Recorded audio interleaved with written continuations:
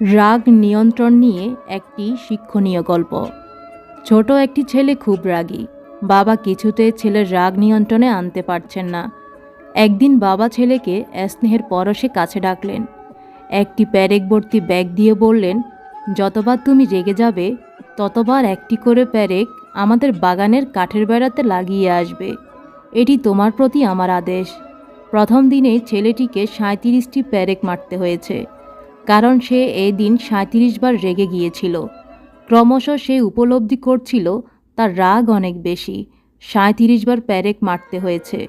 আরও ভাবল, কষ্ট করে প্যারেক মারার চেয়ে রাগ কমিয়ে দেওয়া সহজ।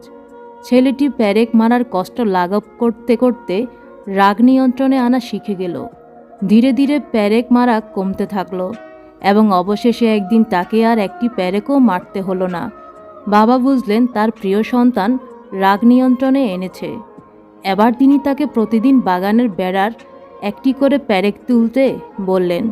বাবার আদেশ পালন করলো ছেলেটি। প্যারেক তোলা শেষ হয়ে গেলে তার বাবা তাকে বাগানে নিয়ে গিয়ে কাঠের বেড়াটি দেখিয়ে বললেন, দেখো, কাঠে প্যারেকের গর্তগুলো এখনও রয়ে গেছে। কাঠের বেড়াটি কখনো আগের অবস্থায় আনা যাবে না। যখন তুমি কাউকে রেগে গিয়ে কিছু বলো, তখন তার মনে ঠিক এমন একটা আঁচড় লেগে যায় যা কখনোই আর মুছা যায় না। তাই রাগ নিয়ন্ত্রণ করতে শিখো।